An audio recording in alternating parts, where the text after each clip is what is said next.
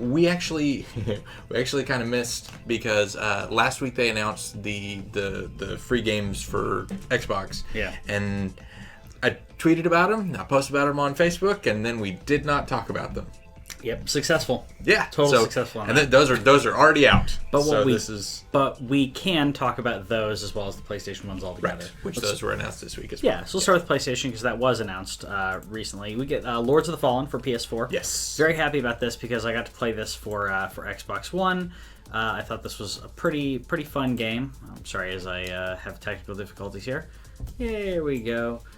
But yeah, Lords of the Fallen is very much meant to be like kind of a Dark Souls clone, but it's all Norsey and stuff. So yeah, those weapons. Yeah, I'm looking forward to it. Especially since I'm coming up on the end of Dark Souls 3. I'm really looking forward to having another super intense arcade action adventure thingy. Yeah, and so. So yeah, I didn't get to play this when it was on Xbox One. So I'd say when it comes to Dark Souls clones, if you want to call it that, or someone who's trying to take up that mantle, this is probably as good as you're going to get until Nier comes out.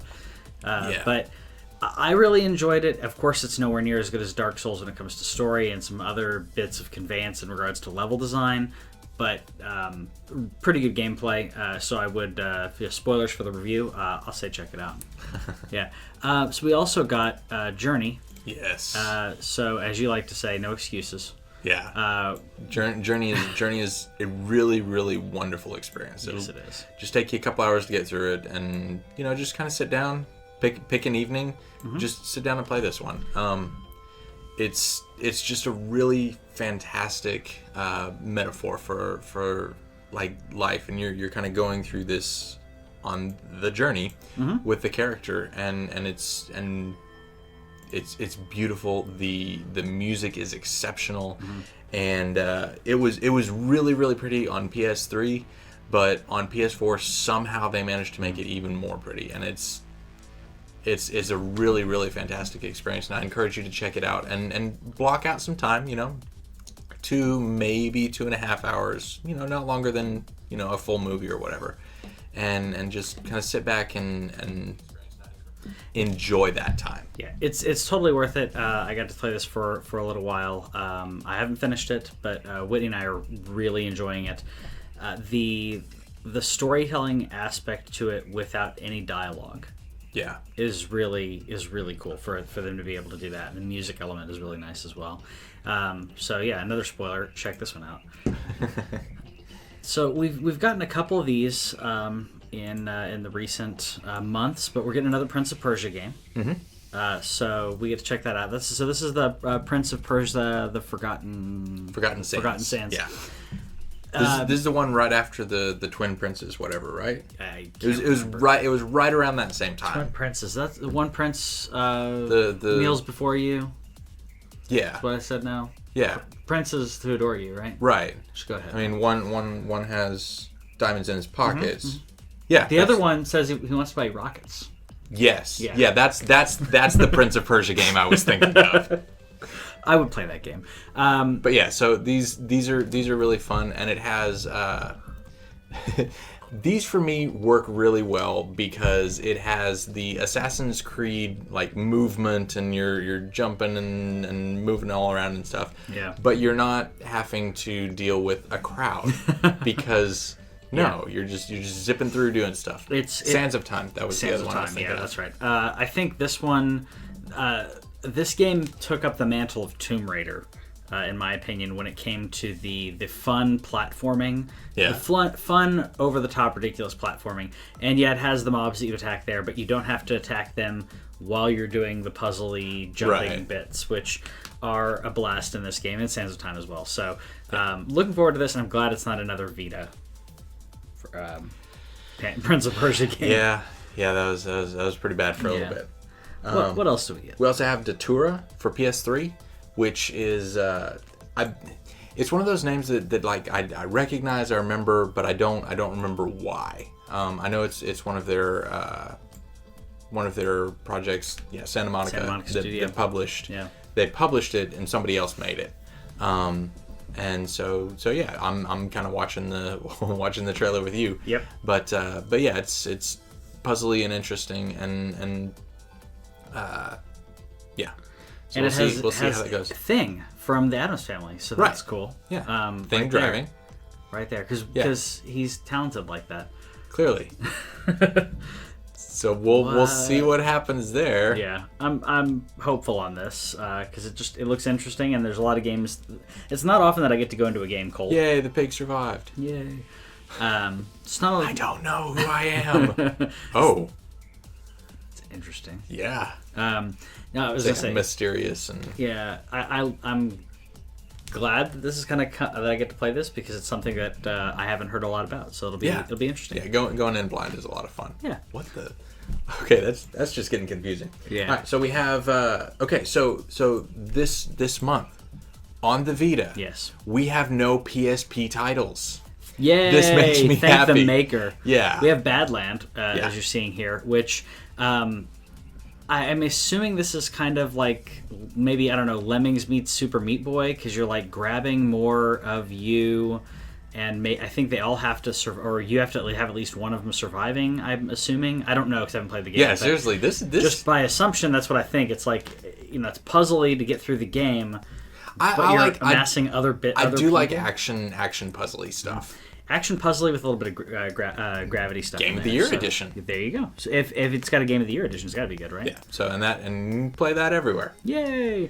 Then the last one is Amnesia: Memories, and this is our first novelization thing game. Yeah, not to be confused with colon memories. Right. A little different. Right. That's when you go through the colon and you figure out what they remember. It's like going through somebody's trash, but in a much more intimate setting. I set that up. You just knocked it out the park. Yeah. All right. So this is our first graphic novel, and or game novel. I don't know. Is that graphic novel? I don't know. I forget what they call it, but interactive novel.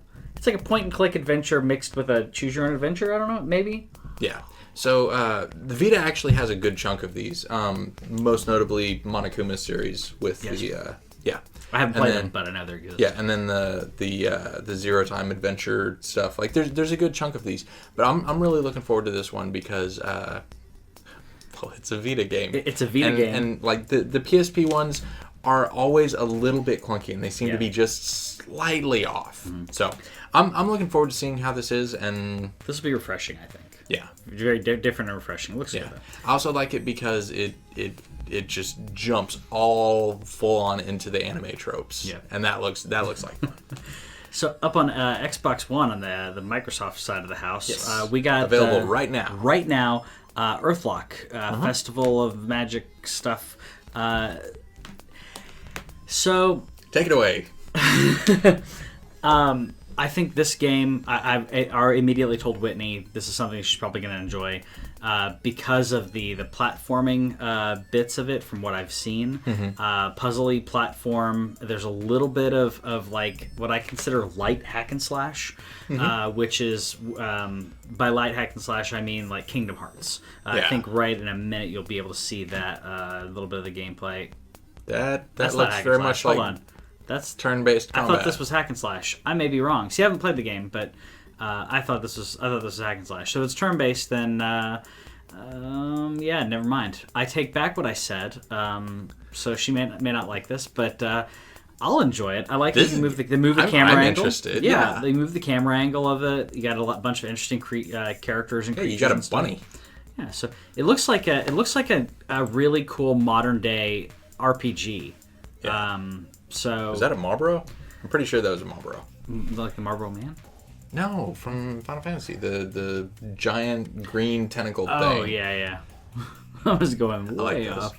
Yeah. So we also on available. Is available right now. Right now. Yeah, Forza. Just making sure. I have them in order. Okay. Well, I'm just making sure. So Forza Horizon available right now. So this is this one came out a couple years ago. But the Forza games hold up pretty well. I'd say they're a of the racing genre. They do a really good job of just kind of getting better at what they do. Yeah, and the Horizon series, because like there's the Forza Motorsport, which is very much the we're going to play on the track and you're going to see all these famous tracks or whatever. The Horizon series is kind of a counterbalance to that. So every other year they release one of these, and it's more of the, hey, here's some cool roads, go explore and, don't fall off a cliff. Exactly. And still with the accurate handling. It's still, right, very very accurate handling, but the setting is more of an arcade type thing. And, yes. And so yeah, I'm very interested in this, and particularly if you're looking at the Forza Horizons 3 that's coming out this fall, this would be a good opportunity to see kind of what it's doing, and then imagine it super pretty. I agree. Coming up later this month, you'll be able to get this on the 15th on Xbox One, is a game I've actually been looking forward to playing. I kept procrastinating and buying, and now I'm glad that I procrastinated. It's Assassin's Creed Chronicles in China. So this was the spin-off slash offshoot slash I don't know, game that they specifically put out to have people like wait a little bit longer for Assassin's Creed Unity. Yeah. And I'm looking forward to playing it because it's going to be different than the other Assassin's Creed games. But 2D side-scroller, Exactly. jumpy, stealthy thing, Exactly. and which can be done well. Mark of the Ninja is an example of a really excellent stealth 2D game. My thing that I when they said that they were going to do Assassin's Creed in China, I was really excited because I was hoping for a full-on China Assassin's Creed, because I like the different cultures that they can explore with this series. Yeah, very much so. So it's not the 3D version, but it looks like a lot of fun, and now you get to pick it up for free later this month on the 15th. Indeed. Then the last one we have is Mirror's Edge, which is on the 360, and Catalyst came out recently and didn't do so hot. Yep. But the original Mirror's Edge is a really, like, it's the parkour game, and you don't shoot anybody. You do kick that one guy off of spoilers. You kick a guy off a building at one point. But yeah, it's all about running and movement and maintaining speed, and so you get to feel like a Banff as you do this. Yeah. So. And it is a very unique game because it doesn't have that combat aspect of it. A lot of bits of this game in my opinion, were done in another great game that's not available for free, is Bulletstorm. A lot of the free running aspect, it wasn't quite as free running, but it had a lot of these aspects. This is this without the bullets.